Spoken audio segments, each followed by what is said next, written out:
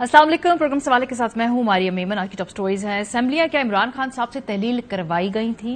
परसों मैंने एक इंटरव्यू किया पाकिस्तान तहरीक इंसाफ के सरबराह इमरान खान साहब का।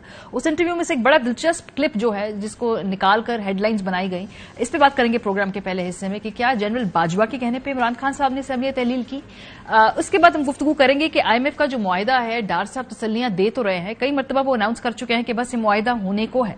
अब हमें बताया जा रहा है कि स्टाफ लेवल मुआहिदा की तमाम शराइत चूंकि पूरी कर दी गई हैं, तो अब किसी भी दिन ये मुआहिदा फाइनलाइज हो जाएगा। इस पर बात करेंगे प्रोग्राम के दूसरे हिस्से में। आखिर में PDM हुकूमत इलेक्शन ना करवाने पर बजिद और किसी भी हद तक जाने को तैयार है।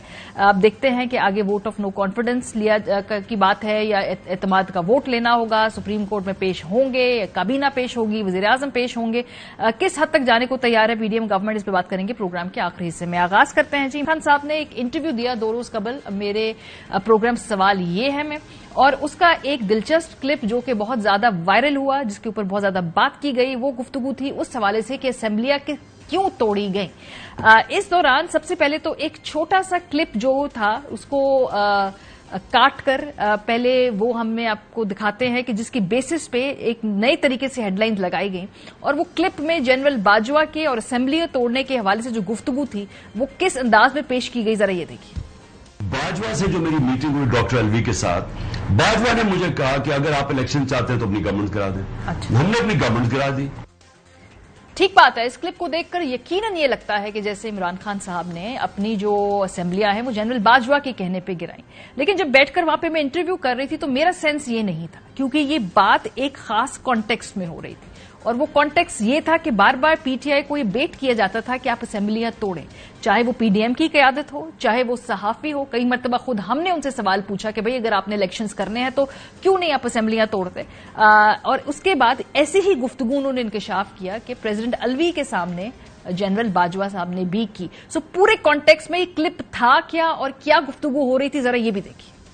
इनको हमने कहा कि अगर आपके पास कोई प्रपोजल है जॉइंट इलेक्शन की तो हम कर देते हैं। तो मैंने जब कहा, हमने अपनी जब गवर्नमेंट्स कराई थी वो तब कराई, इन सब की स्टेटमेंट्स हैं कि अगर आप इलेक्शन चाहते हो तो अपनी गवर्नमेंट्स करा दें। सारे इनके चौब मरियम का, ये खान अब्बासी, सब ने स्टेटमेंट्स दी। बाजवा से जो मेरी मीटिंग हुई डॉक्टर अलवी के साथ, बाजवा ने मुझे कहा कि अगर आप इलेक्शन चाहते हैं तो अपनी गवर्नमेंट करा दें। अच्छा। हमने अपनी गवर्नमेंट करा दी। तो बहरहाल इस पूरे क्लिप में जो खबरियत थी मेरे लिए वो ये थी कि जिस तरह से बाकी तमाम लोग PTI को कहते थे कि अपनी असेंबलियां आप डिसॉल्व करें तो इलेक्शन की तरफ ऑटोमेटिकली मामला चला जाएगा, वैसी ही गुफ्तगू वज़ार जो सदर साहब के सामने साबिक आर्मी चीफ जनरल बाजवा ने भी की कि आप असेंबलियां तहलील करें तो इलेक्शन की तरफ ऑटोमेटिकली सब लोग चले जाएंगे।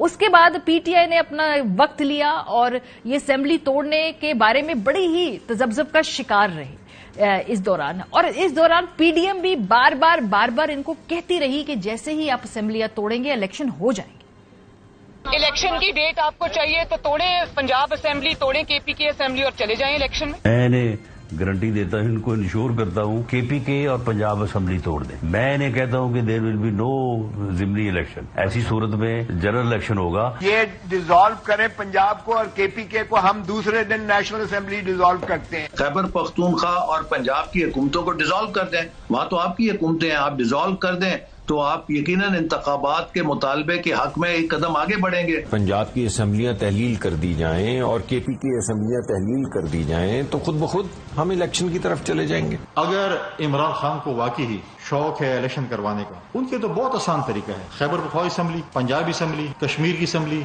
गिलगित बल्तिस्तान की असेंबली तोड़ दें। आज इलेक्शन है। अगर आप इलेक्शन चाहते हैं तो फिर धरने की क्या जरूरत है? तोड़ें KPK हुकूमत, तोड़ें पंजाब की असेंबली, तोड़ें GB की असेंबली, तोड़ें AJK की असेंबली, खत्म बात।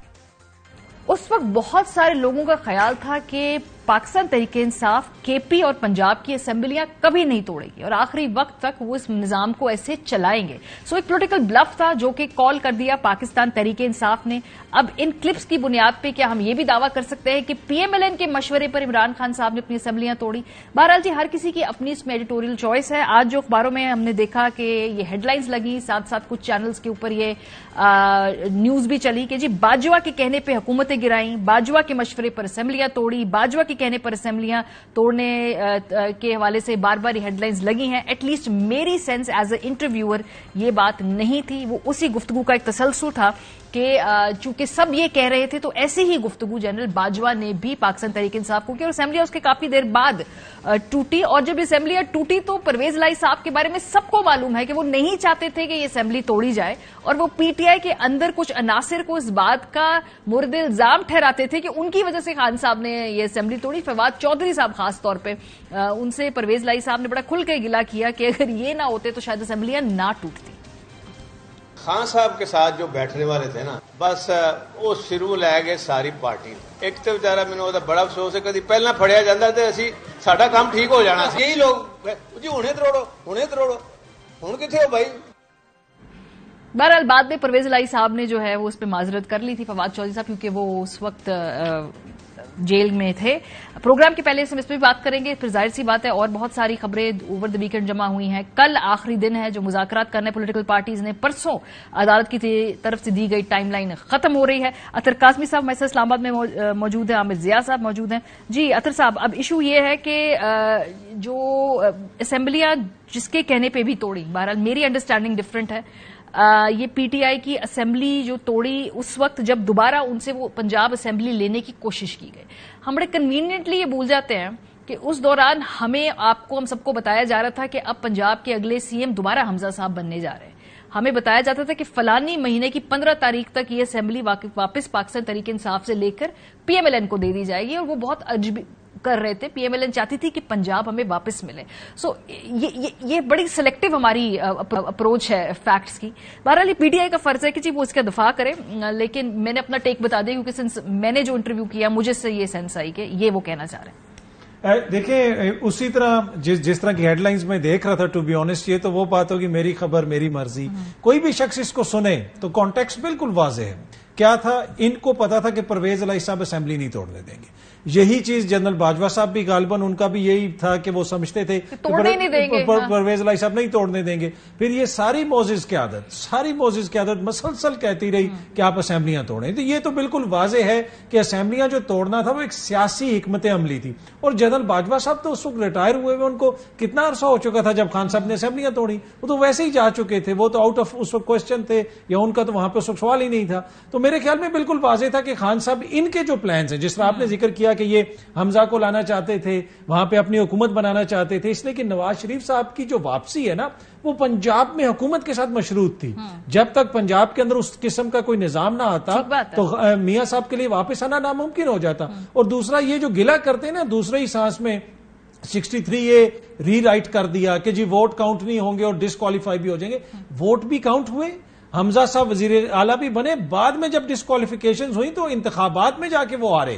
حمزہ انتخابات کی وجہ سے گھر گئے تھے, حمزہ کسی عدالتی فیصلے کے نتیجے میں نہیں گئے تھے. کانٹیکسٹ میں وہ کہتے ہیں جی کہ ہم نے وہ عدالتی فیصلہ جو ہمیں اس وقت پسند نہیں تھا, 63A کی تشریح ہمیں پسند نہیں تھی, ہم نے وہ عدالتی فیصلہ بھی مانا, ہم پھر بھی الیکشن کے اندر گئے. یہ ان کا اب گلا ہے کہ ہمیں وہ بھی نہیں ماننا چاہیے. نہیں اچھا, اس میں مسئلہ یہ ہے کہ وہ بے شک نہ مانتے, پھر بھی یہ تو بالکل کلیئر ہے نا کہ ووٹ کاؤنٹ بھی اگر ہو جائے ڈسکوالیفیکیشن پھر بھی ہوگی. تو ڈسکوالیفیکیشن تو پھر بھی ہونی تھی اور 20 سیٹوں کے اوپر انتخاب پھر بھی ہونا تھا. تو عوام نے اپنی بل آگے سے بتا دی نا, انہوں نے 15 سیٹوں پہ ان کو ریجیکٹ کر دیا. تو انہوں نے کہہ دیا کہ ہمیں حمزہ وزیر اعلیٰ نہیں چاہیے. تو یہ عوام کے ووٹ سے حمزہ صاحب گئے تھے. عدالت نے تو حمزہ کو کہا تھا کہ آپ کیئر ٹیکر سی ایم چلتے رہیں. عدالت نے تو ان کو ایسی مطلب کہ لاڈ کے تحت, وہ کہتے ہیں نا لاڈلا لاڈلا, تو عدالتیں تو ان کے لیے بڑی لینینٹ تھی. انہوں نے کہا ٹھیک ہے جی آپ چلاتے رہیں اپنی حکومت. تو وہ عوام کے ووٹ سے گئے تھے. اور اگین اسی وجہ سے جو ہے ان کو اب سمجھ نہیں آ رہی کسی بیانیے کی. تو کبھی وہ یہ کہتے ہیں اس کے کہنے پہ توڑا, اس کے کہنے پہ توڑا. جی مان لیا ان کے کہنے پہ توڑا, 90 روز لکھے ہوئے انتخابات آپ کروا دیں. یہ جو آگے بڑھنے کی ایک رستہ تھا, جو پوچھا میں نے عمران خان صاحب سے کہ بھئی اب سب کچھ چونکہ نظام پھنسا ہوا ہے, اب پی ٹی آئی کہتی ہے کہ عدالتی فیصلہ آئین کی روشنی میں چلیں, کہتا ہے کہ بھئی 14 مئی کو الیکشن ہونے ہیں, لیکن کبھی دور تک کوئی آثار نظر نہیں آ رہے. اور چونکہ الیکشن ایسے ہونے ہیں کہ جن کو ماننا بھی ضروری ہے, ان کی لیجٹمیسی بھی ضروری ہے, اور تمام پولیٹیکل جو سٹیک ہولڈرز ہیں ان کو لے کر ہی آگے کا حل نکلا جانا چاہیے. تو وہ حل کیا ہوگا؟ کیا الیکشن جولائی میں کیے جا سکتے ہیں؟ کچھ صوبائی اسمبلی میں ہم گنجائش پیدا کریں اور وفاقی اسمبلی کے الیکشن پہلے لے جائیں؟ اس پہ پی ٹی آئی کا پالیسی بیان پہلی مرتبہ جو دیا ہے پی ٹی آئی کے سربراہ نے, ذرا وہ سنیے.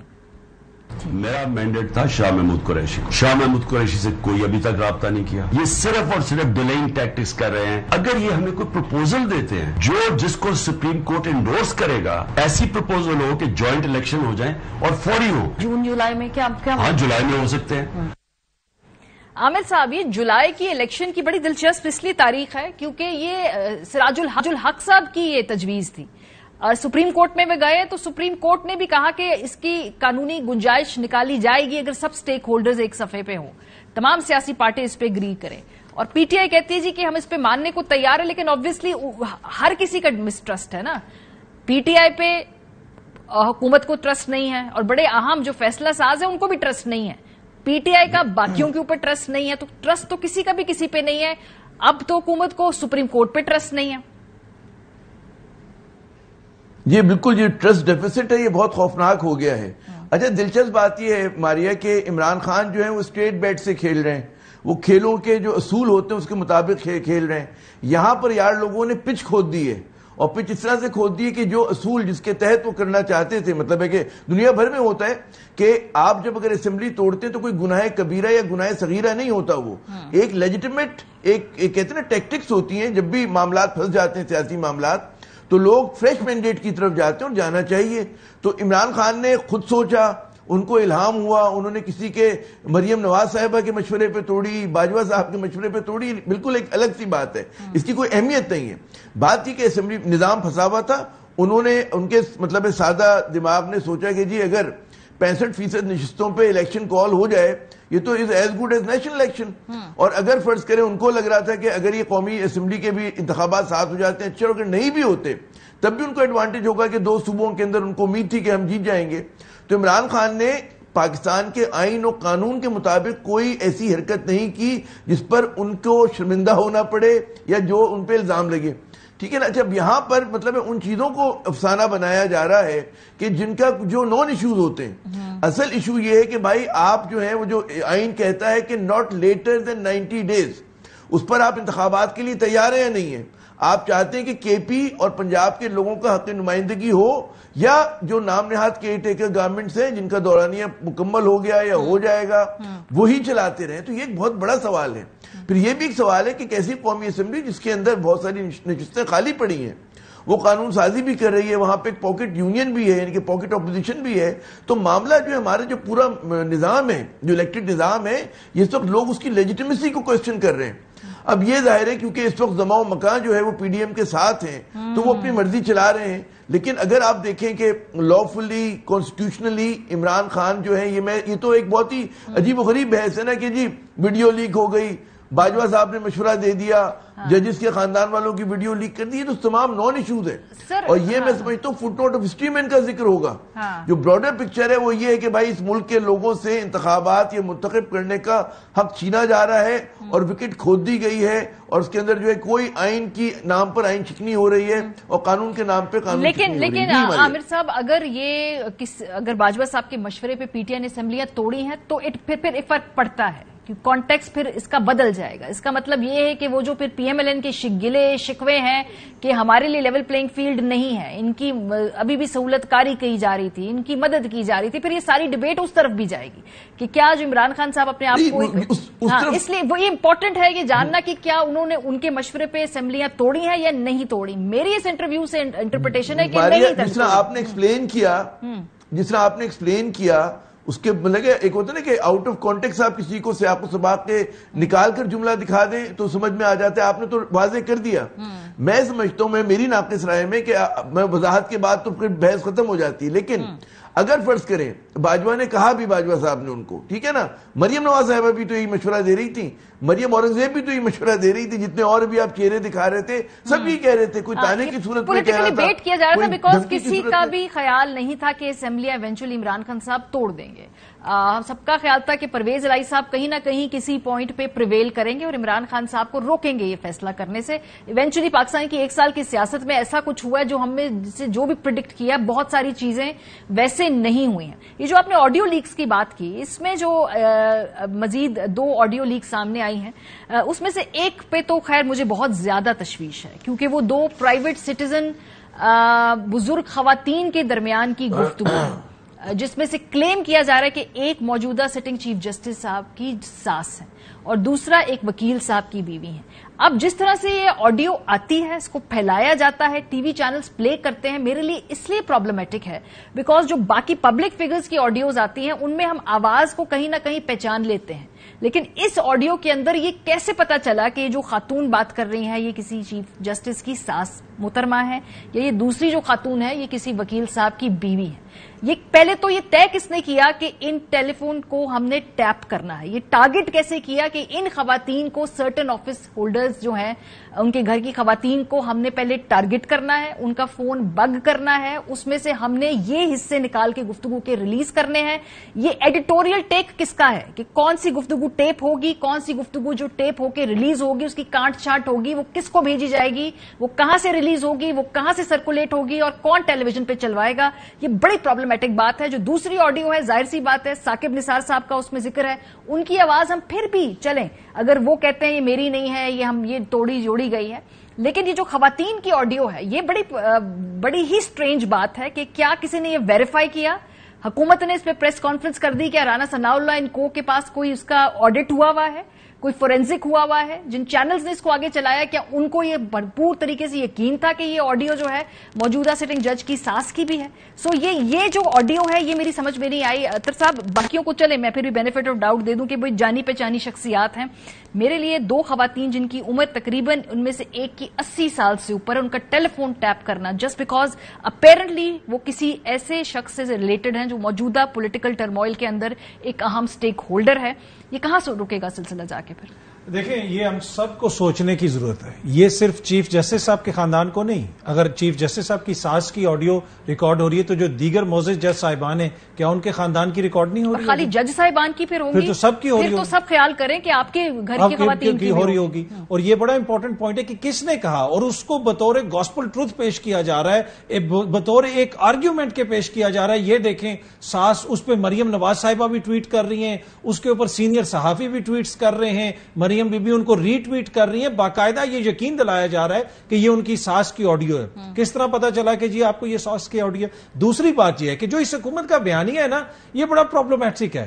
ہم جس طرح آپ نے کہا کہ ہم کس طرح مان لیں کہ باجوہ صاحب کے کہنے کے اوپر انہوں نے اسمبلیاں توڑی، ٹھیک ہے، یہ اگر یہ مان لیا جائے تو یہ یقیناً ایک چیز ایسی ہوگی جس میں کہا جائے گا کہ جناب یہ پھر خان صاحب نے آئین کے لیے نہیں، جناب انہوں نے باجوہ صاحب کے کہنے پہ کیا. لیکن اس حکومت کا جو بیانیہ ہے وہ یہ دیکھیں، یہ 5 ججز کو اندر دیکھتے ہیں، باہر آ کے آپ کو اور مجھے بتاتے ہیں کہ اندر تو 7 ججز نے فیصلہ سنایا. یہ وہ حکومت ہے جس میں زرداری صاحب کے فرزند نے 1 سال کے اندر آدھے سے زیادہ دنیا گھوم لی بطور وزیر، اور زرداری صاحب نے کل ہمیں بتایا ہم تو اس حکومت کے ہم تو حکومت میں نہیں ہے. تو ان کی کسی بھی بات کو آپ کتنا سیریس لے سکتے ہیں وہ آپ کو ان کے آرگیومنٹ سے پتا چلے گا. لیکن ان کی یہ ڈیسپریشن ہے کہ یہ اس طرح کی آڈیوز، اب جس طرح ثاقب نثار صاحب کی بھی جو آڈیو ہے اس میں کون سی ایسی چیز ہے؟ ایک سابق جج ایک وکیل کے ساتھ قانونی معاملات کے اوپر مشاورت کر رہا ہے. اس طرح کے 4 ججز جو ہیں وہ روز رات کو ٹی وی پہ بیٹھ کے اپنی اپنی رائے کا اظہار کر رہے ہوتے ہیں. گفتگو میں چلے وہ تو بات ٹھیک ہے کہ آپ جو بھی آپ کر رہے ہیں، اصل میں جو یہ آڈیوز جس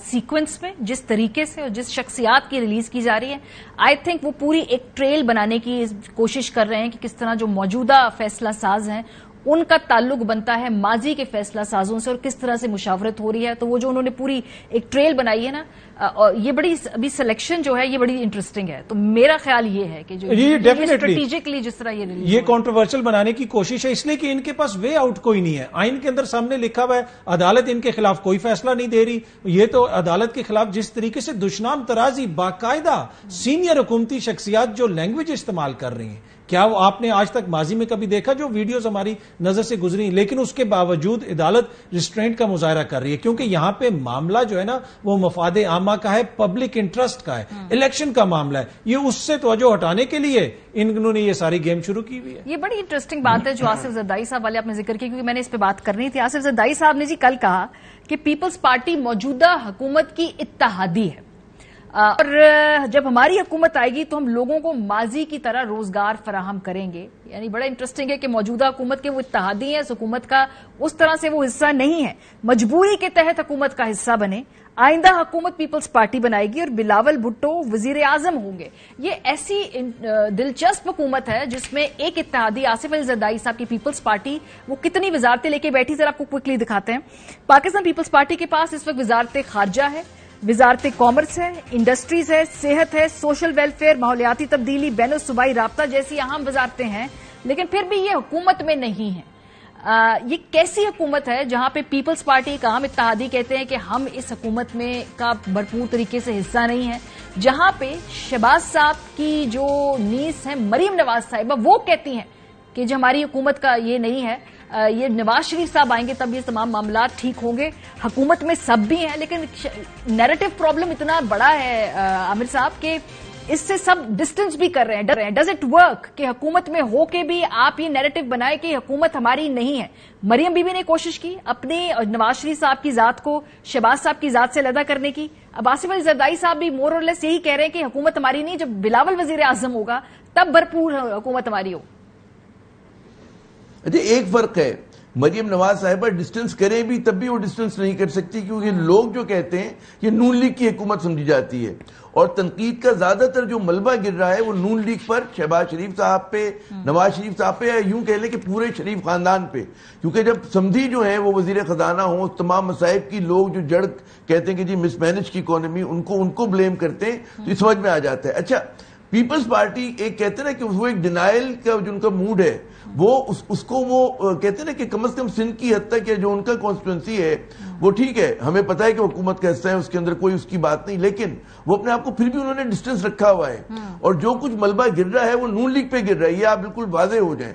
تو اگر یہ ٹیکٹفلی زرداری صاحب یہ بات کہہ رہے ہیں تو اس میں ایک طرح سے مطلب ہے ان کا ایک وہ کہتے ہیں نا کہ ان کو پتا ہے کہ ان کا سندھ مضبوط ہے, ساؤتھ پنجاب میں ان کا تھوڑا بہت جو بھی وہ جاگیرداروں کو ملا کر کچھ بڑے لوگوں کو الیکٹیبلز کو ملا کے سیٹ لے سکتے ہیں, بلوچستان میں یہ کر سکتے ہیں, تو انہوں نے اپنے آپ کو بڑا اچھا پلیس کیا ہوا ہے. لیکن ظاہر ہے ہم اور آپ تو بالکل یہ سوال کریں گے کہ آپ جو ہیں اس حکومت کو یہ نہیں کہہ سکتے کہ آپ اس کا حصہ نہیں ہے. اگر ہماری اجازت ہے, دیکھیں جو ویڈیو والی بات ہوئی ہے, ویڈیو ایک تو میرا سب سے بڑا پرابلم, سب سے بڑا آڈیو والی جو بات ہوئی ہے, اصل میں ویڈیو بہت دیکھتا ہوں تو اس کا مجھے ہمیشہ ویڈیو زبان پہ چڑھ جاتا ہے. تو میں عرض یہ کر رہا تھا کہ آڈیو کا جو ہے نا اس کا سب سے بڑا پرابلم ہے کہ ریکارڈ کون کر رہے ہیں, اور یہ کس کی اجازت سے, مطلب ہے پرائیویٹ سٹیزن. اب جو ہم صحافی ہیں, لوگ اپنے گھروں میں کیا کیا باتیں کرتے ہیں, جب دوست ایک دوسرے سے بات کرتے ہیں, گالم گلوچ بھی کرتے ہیں, لطیفے بھی سناتے ہیں, غصے کا بھی اظہار کرتے ہیں, تو اگر مطلب ہے کہ سب کس طرح کی ریکارڈنگز آنے لگے, اور پھر دوسری بات ہے کہ چلیں آپ نے ریکارڈ کر لیا, کیا قانون میں کچھ کی حیثیت ہے؟ کوئی نہیں ہے.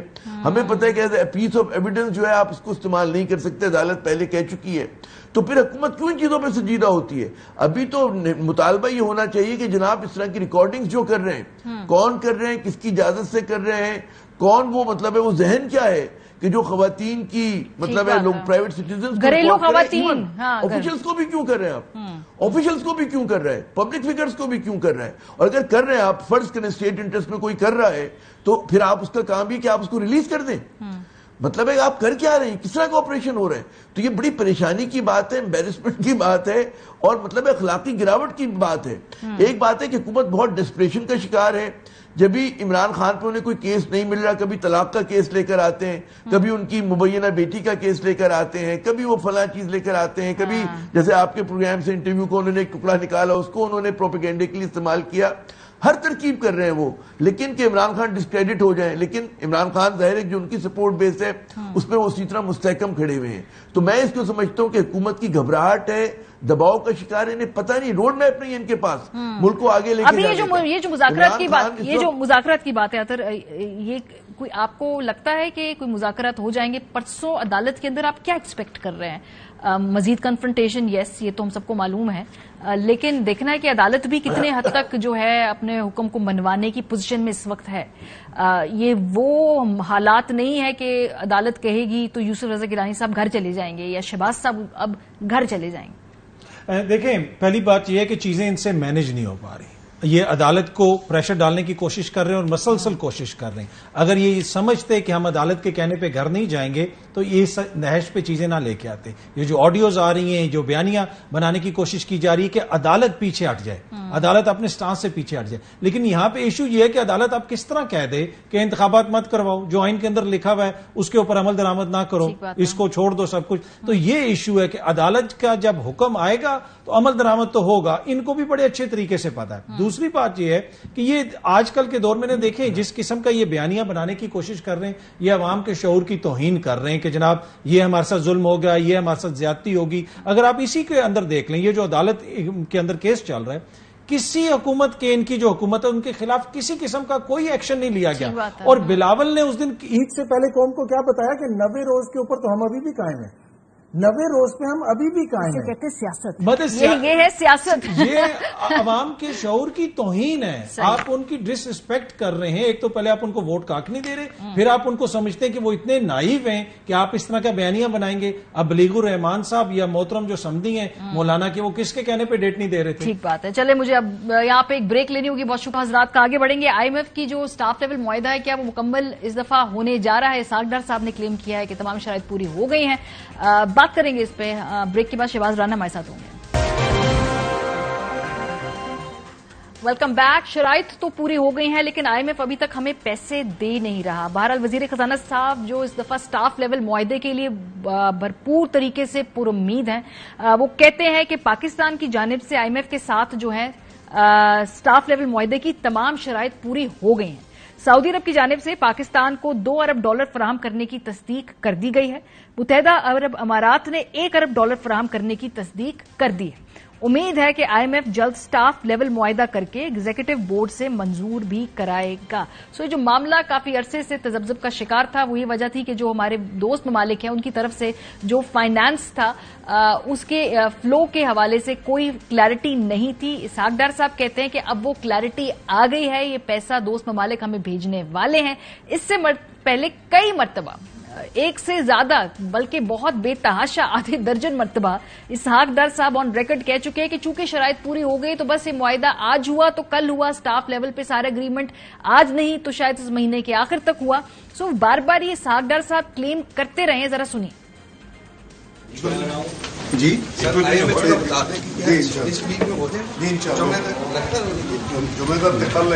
we seem to be very close to be signing staff level agreement, hopefully inshallah in the next few days. Certain friendly countries have made commitments. IMF is now asking that they should actually complete and materialize those commitments. That's the only delay. سو بہرحال اب وہ کہتے ہیں کہ delay اس میں نہیں ہوگا. شہباز رانا صاحب ہمارے معاشرت ہمارے ساتھ موجود ہے. بہت شکریہ رانا صاحب.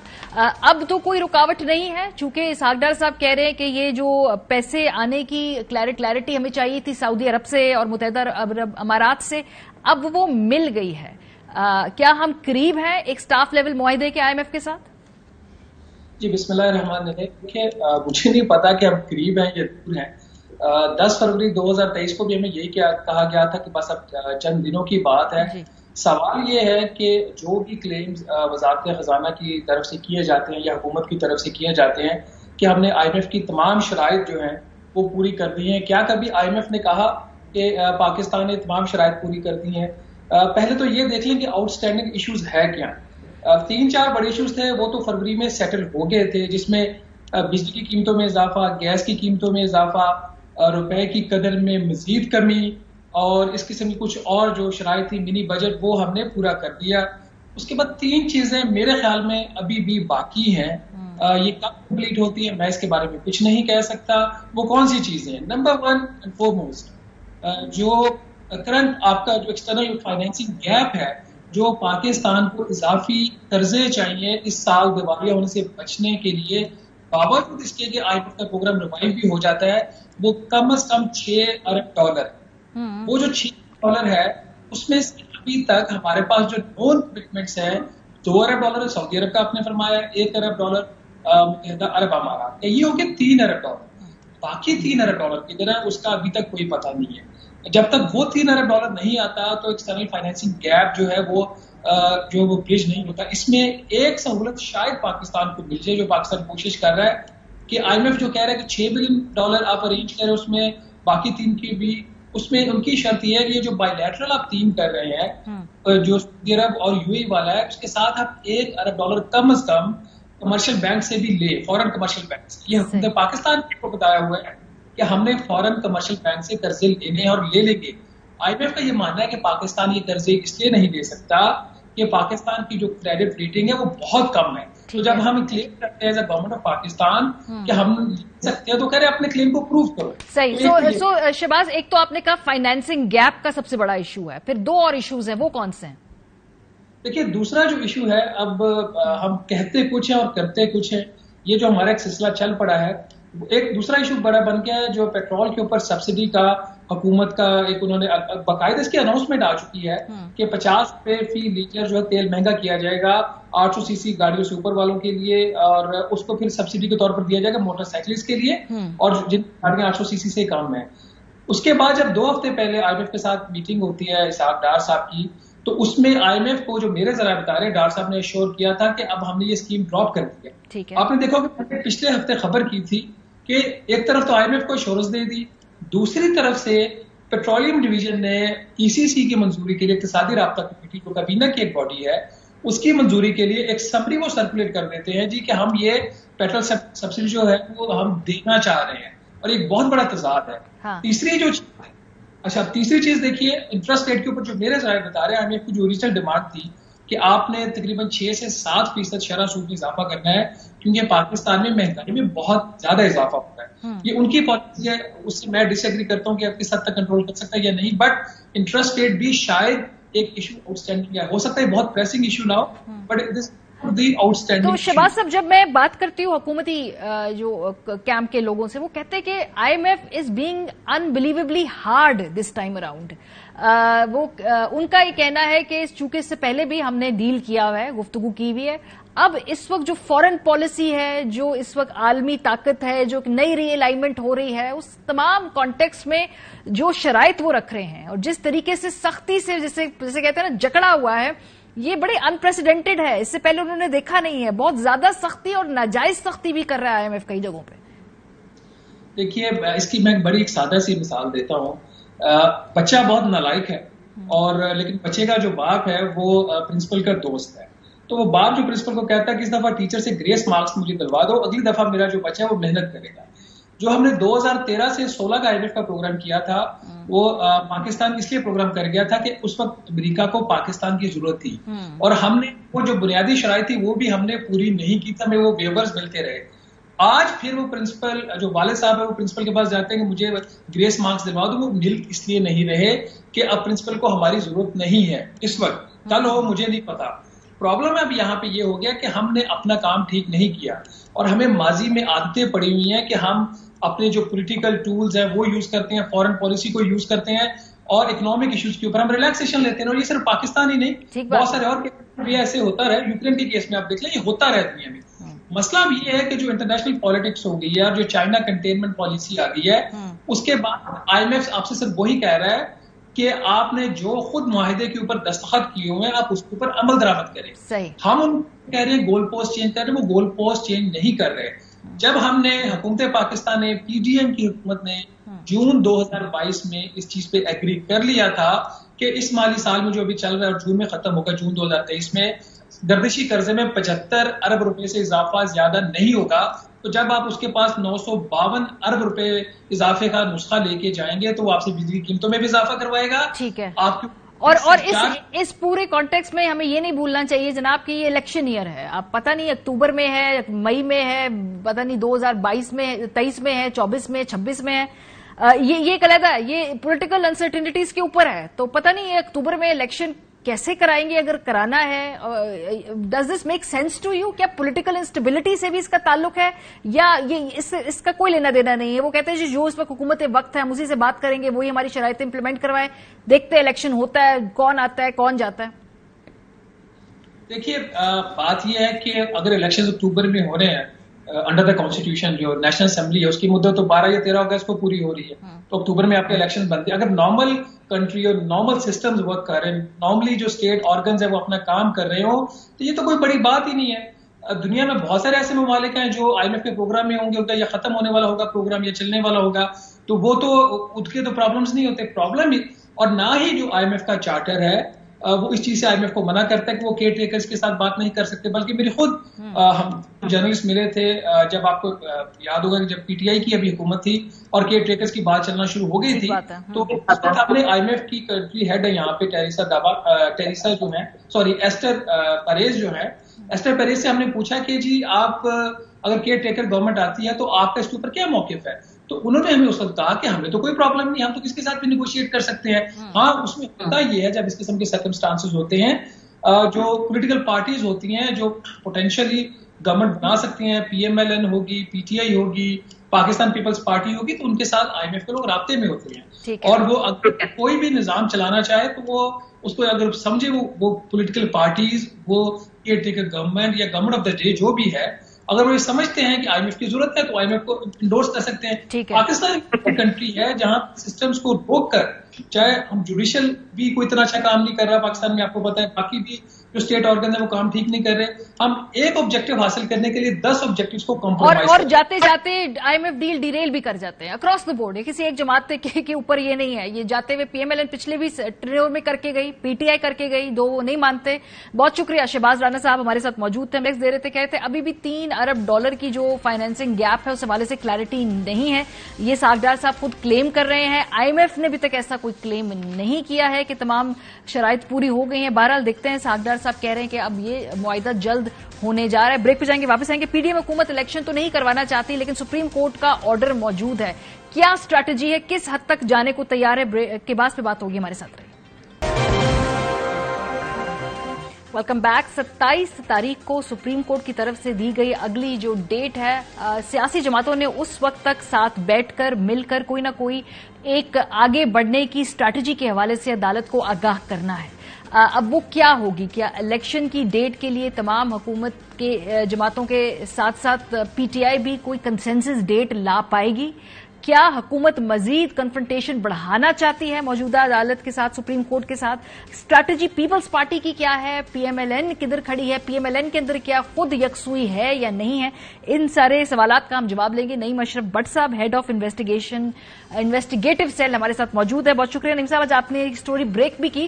ذرا اس کو پارٹی کے حوالے سے لے کر چلتے ہیں. سب سے پہلے پیپلز پارٹی کی بات کرتے ہیں. وہ نون لیگ کو راضی کرنا چاہتی ہے لیکن نون لیگ کنونسڈ نہیں ہے. کیا سوچ رہی ہے PDM کی جو مختلف جماعتیں ہیں اس وقت؟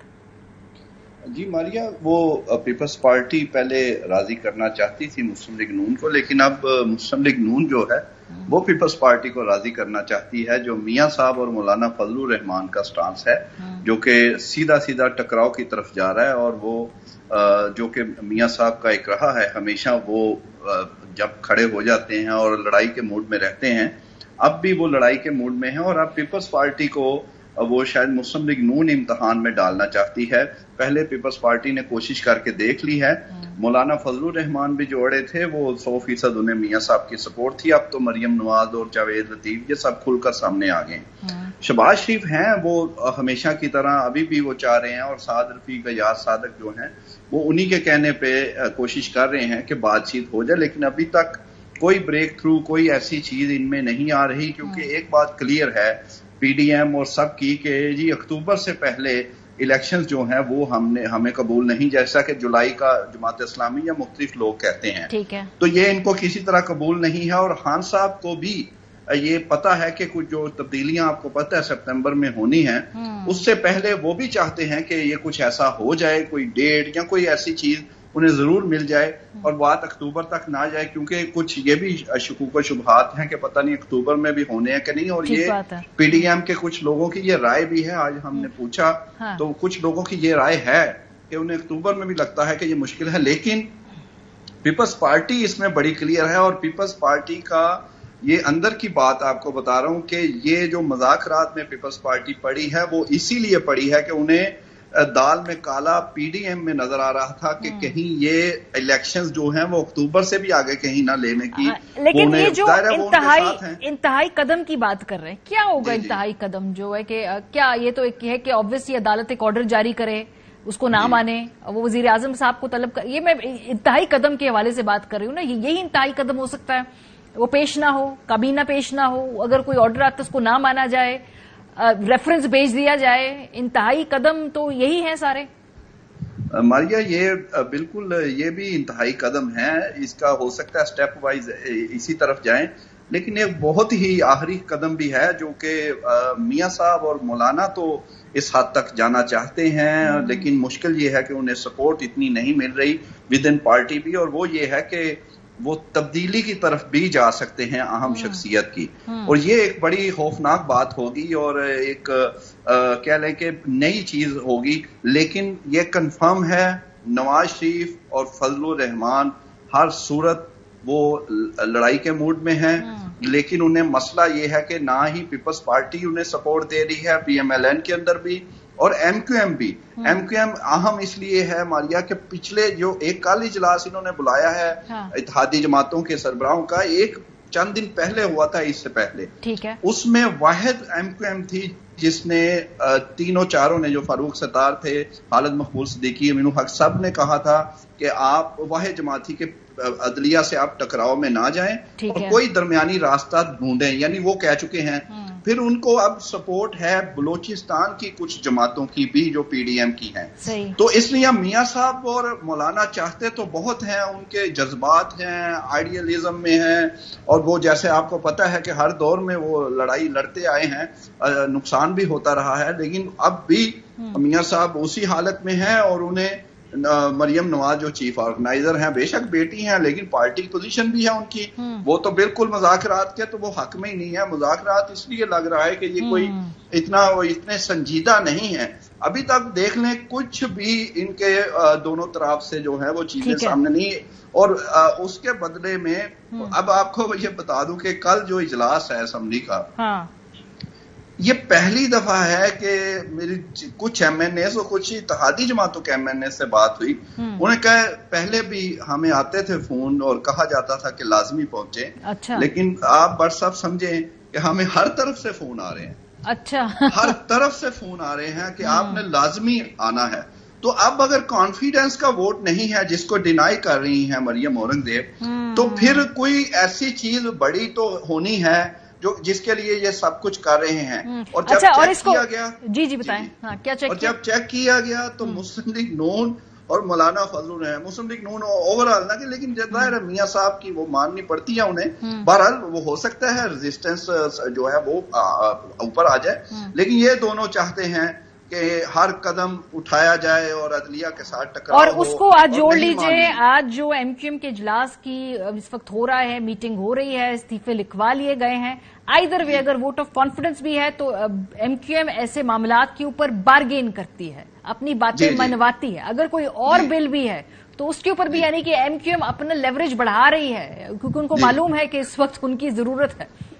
बल्कि एक बड़ा अच्छा आपने एक लतीफा हुआ ये कि मैं कोई तकरीबन 3-4 बजे के टाइम मैंने कुछ लोगों से बात हुई जो एमक्यूएम के नहीं हैं लेकिन हुकूमती इत्तेहाद का हिस्सा है, तो मैंने कहा कि ये वोट ऑफ कॉन्फिडेंस लग रहा है लेकिन ये डिनाई क्यों कर रहे हैं? तो उन्होंने फौरन कहा कि वो इसलिए कि ब्लैकमेल ना हो।